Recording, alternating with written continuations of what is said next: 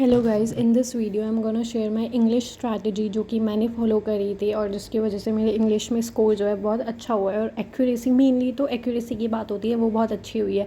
तो I think accuracy ना तभी आ सकती है जब तुम्हारी बहुत ज़्यादा प्रैक्टिस हो किसी चीज़ को लेकर, क्योंकि जब तुम इंग्लिश में बहुत सारे क्वेश्चन प्रैक्टिस कर लेते हो ना, फिर अंदर धीरे तुम्हारा इंट्यूशन काम करता है, अरे इसमें ये नहीं आ सकता, ये नहीं हो रहा, क्योंकि सेंटेंस को मतलब सब कहते हैं कि टेंसेज वेंसेज सब पढ़ो, नहीं, इतना पढ़ने की ज़रूरत नहीं होती। मैंने तो नहीं करा इतना सब डिटेल में, मैंने बस प्रैक्टिस करी है चीज़ों की, जिसकी वजह से धीरे धीरे मुझे खुद पता लग गया कि इसके आगे ये नहीं आ सकता, नहीं आ सकता। तो सबसे पहले मैं आपको दिखा देती हूँ जो चीज़ें मैंने फॉलो करी है रेगुलर बेसिस पर। तो देखो, सबसे पहले ना इन चीज़ों को फॉलो करने से पहले मैं आपको ये कहूँगी कि पहले हर बच्चे, अगर जिसने 120 रूल्स ऑफ ग्रामर नहीं कंप्लीट करा है ना, तो प्लीज़ वो यूट्यूब से कंप्लीट करके आओ। उसके एक साथ पाइल अप वीडियो है, उसको कर लो 2x पर देख के अच्छे से। आई थिंक बहुत सारे लोगों ने कर ही ली होगी वीडियो, अगर नहीं करी है तो प्लीज़ कर लो। मैंने तो 4-5 बार कंप्लीट कर लिया, तो एकदम जिसे कहते हैं ना सभी रट रखा है। तो उसके बाद मैं क्या करती हूँ, मैं ना टेलीग्राम चैनल पे अपने 1000 एरर डिटेक्शन की PDF और 120 रूल्स ऑफ ग्रामर की PDF, ठीक है, मैं यूट्यूब पे देख लिया, पर स्टिल मैं डेली बेसिस पर ना 120 रूल्स ऑफ ग्रामर की PDF को रोज़ मतलब 10 मतलब 4-5 पेजेस पढ़ ले, 10 तो नहीं, मतलब 4-5 कभी 6-7 पेजेस पढ़ती हूँ। मतलब उससे क्या होता है, मेरे दिमाग में रहते हैं अच्छा ये रूल है, ये रूल है, ठीक है। और उसमें लिटरली बता रही हूँ 5 या 10 मिनट लगते हैं बस। एक बार तुम्हारे दिमाग में वो चीज़ें रहती है ना, तो बहुत दिमाग को अगर तुम रोज़ कोई चीज़ दिखाओगे ना, तो उसे एकदम याद रहता है, ठीक है। तो मैं जो डेली बेसिस पे ना सब, और ना इन चीज़ों में तुम ऐड ऑन कर सकते हो, प्लस माइनस कर सकते हो अपने अकॉर्डिंग। मैं 30 करती हूँ, आप 40 भी कर सकते हो, 20 भी कर सकते हो। बट मेरा कहने का मतलब है, ये जो टू डू लिस्ट, मेरा कहने का मतलब आपको दिखाने का ये है कि आप ये चीज़ों के रोज़ टच में रहो, रोज़ अपने अपने अकॉर्डिंग ये चीज़ प्रैक्टिस करो, ये, और इससे तुम्हारा स्कोर डेफिनेटली बढ़ेगा। हम बहुत इंग्लिश को बहुत हल्के में लेते नहीं करते हैं ज़्यादा क्वेश्चंस, ठीक है, वीडियोस देखते रहते हैं। अच्छा, इंग्लिश की वीडियोस देखने से कुछ भी नहीं होता इंग्लिश की, जब तक तुम खुद प्रैक्टिस ना करो। तो मेरा ये एम रहता है कि मैं 120 रूल्स ऑफ ग्रामर सुबह उठ के सबसे पहले तो टू डू लिस्ट बनाती हूँ अपनी, यही रहती है। इसको थोड़े मैं चेंजेस कर लेती हूँ, कभी 30 कभी 40, ठीक है।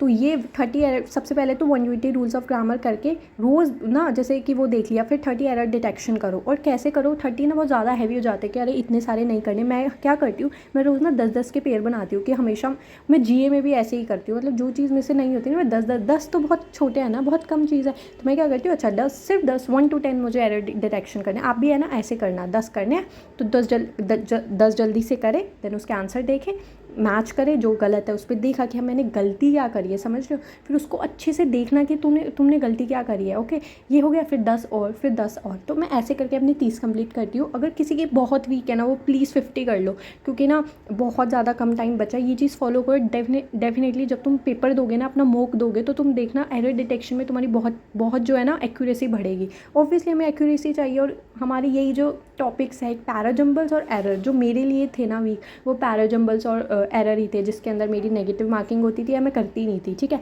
तो सेकेंडली ये चीज़ करने के बाद हमेशा में मेरा ये एम रहता है कि मैं RC रोज़ करूँ 3। और मैं कहाँ से करती हूँ, मैं आपको फ्री सोर्स बताऊँगी। मैं करती हूँ स्मार्ट कीड़ा से या प्रैक्टिस मॉक के फ्री सोर्सेज, जो फ्री क्विजेस अवेलेबल होती है वहाँ से, ठीक है।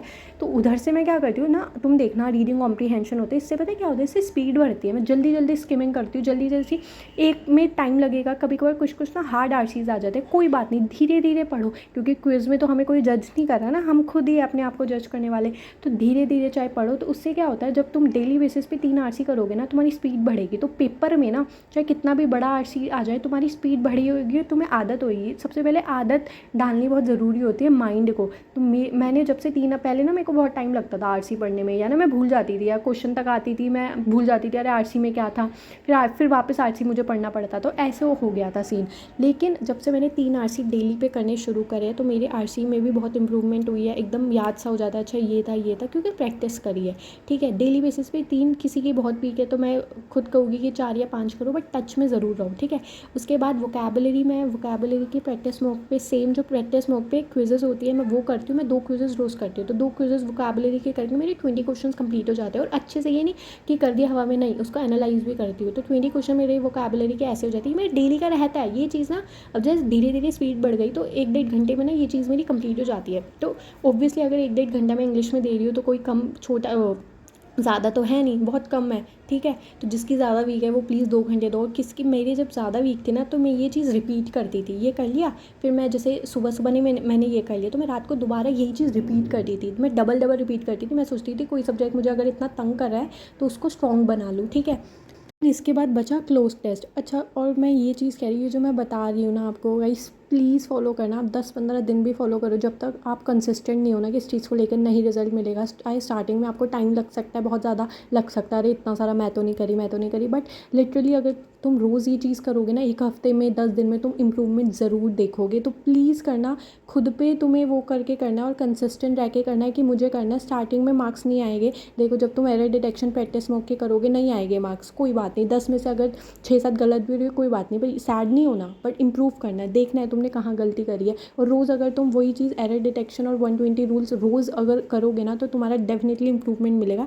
अच्छा, अब बच गया क्लोज टेस्ट वाला पार्ट। तो क्लोज टेस्ट भी मैं ऐसे करती हूँ, जो स्मार्ट कीड़ा की और प्रैक्टिस मोड की फ्री PDFs होती है ना, तो उस पर क्लोज टेस्ट वाला टॉपिक लेती हूँ और 20 क्वेश्चंस मतलब वही मैं सेम चीज़ करती हूँ। 2 क्विजेज़ मतलब 2 क्विजेज़ में 10-10 क्वेश्चन होते हैं, वही करती हूँ। और उसमें भी गलतियाँ मेरी होती है, देखो मेरी अभी भी गलतियाँ होती है, बट मैं इंप्रूव करती हूँ कि कैसे मैं कौन से वर्ड कहाँ पे लगा सकती हूँ। धीरे धीरे इतने ये चीज़ करके ना, एक फ़ायदा सबसे ज़्यादा मुझे ये लगा है कि मुझे बहुत सारे वर्ड्स नए नए पता चलते हैं, जो मेरे माइंड में फिर रहते हैं, क्योंकि रेगुलर बेसिस पे तुम करते हो तो तुम्हारे वर्ड्स भी तुम नए नए सीखते हो। ठीक है, तो कोई चीज़ फालतू के क्वेश्चंस करने की ज़रूरत नहीं है, बस ये चीज़ डेली। अब इससे क्या हो गया, सारे टॉपिक हम क्लियर करते हुए चल रहे हैं, डेली बेसिस पे सारे टॉपिक पे टच पे है। और क्या आता है इंग्लिश में, यही तो आता है, वोकैब और हमारा पैराजम्बल्स और क्लोज टेस्ट और ये एरर डिटेक्शन और RCs, राइट। तो ये चीज़ हम अगर रोज़ टच में है तो हमारा अच्छे से हो रहा है। अब रही बात पैराजम्बल्स की, पैराजम्बल्स भी मैं क्या करती हूँ, मैं 2 क्विजेज़ हटाती हूँ, मैं सब में सेम रखती हूँ और कंसिस्टेंट रहती हूँ। जब तुम अगर कंसिस्टेंट है ना, कोई इंसान 3-4 घंटे दे रहा है, कभी फिर दे ही नहीं रहा, कभी, उससे कुछ नहीं फ़ायदा। रोज़ भी 1-1.5 घंटा कंसिस्टेंटली दे रहे हो, मार्क्स इंप्रूव होएगे। ठीक है, तो पैराजम्बल्स में भी मैं सेम करती हूँ। क्या नाम है, फ्री क्विजेज़ लेती हूँ पैराजम्बल्स की, और 2 क्विजेज़ लेती हूँ, 20 क्वेश्चंस अच्छे से बनाती हूँ। पैराजम्बल्स में ज़्यादा करने की वो नहीं करती कि मैं ज़्यादा करूँ, मैं 2-3 भी पैराजम्बल्स अगर रोज़ के करती हूँ उन फ्री क्विजेज़ से, बस मैं देखती हूँ कि मैं कैसे कर रही हूँ। मैं कैसे करती हूँ, देखो सबसे पहले 5 सेंटेंस पढ़ती हूँ, 5 आते हैं ना, तो 5 सेंटेंस में उससे ना मैं सबसे पहले हिंदी में कन्वर्ट करती हूँ। मैं सोचती हूँ एक ना मैं लाइव पैराजम्बल्स करके दिखा दूँगी कि मैं कैसे सॉल्व करती हूँ। बहुत ईजी ट्रिक होती है, पैराजम्बल्स कुछ हार्ड नहीं होते, पहले मेरे को लगते थे पर नहीं होते। अगर मैं 5 को फिर मैं क्या करती हूँ, मैं हिंदी में कन्वर्ट करके देखती हूँ। जब कोई चीज़ हमें हिंदी में समझ आ जाती है ना, तो हमें पता है कि कौन सा पहले आएगा, कौन सा नहीं आएगा। और हमें कुछ तो हमें पता होना चाहिए, जो रूल्स होते हैं कि ए वाला जो होता है वो पहले आता है, उसके बाद अगर द लग गया उस वर्ड से बाद तो वो बाद में आएगा। तो कुछ रूल्स होते हैं वो कॉमन होते हैं, जो हमें पता होते हैं। बट कुछ हमारा माइंड भी काम करता है कि अगर हमने उसे हिंदी में कन्वर्ट कर लिया ना, तो हमें पता होता है। हिंदी में तो सबको पता होता है भाई कौन सा पहले आ जाएगा, कौन सा बाद में, है ना।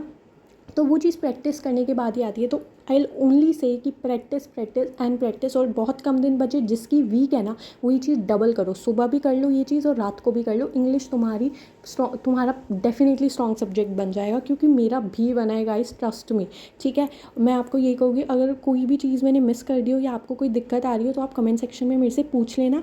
और रही बात PDF की, मैं वो दोनों PDF जो है टेलीग्राम ग्रुप पर अभी डाल रही हूँ, so that you can practice daily. सुबह उठकर यही करना है, फर्स्ट चीज़ खुद से प्रॉमिस करो आई विल डू इट। ठीक है, और फिर क्या है, फिर मैथ्स बचा, रीजनिंग बचा, जी अपना वो करते रहना। बट इस पे तुम्हें ये चीज़ अपनी ठान लेनी है कि तुम्हें करना है। मैं इतना फोर्स इसलिए कर रही हूँ क्योंकि सीरियसली इट वर्क्स गाइस, इसलिए ये चीज़ प्लीज़ आप फॉलो कर लेना।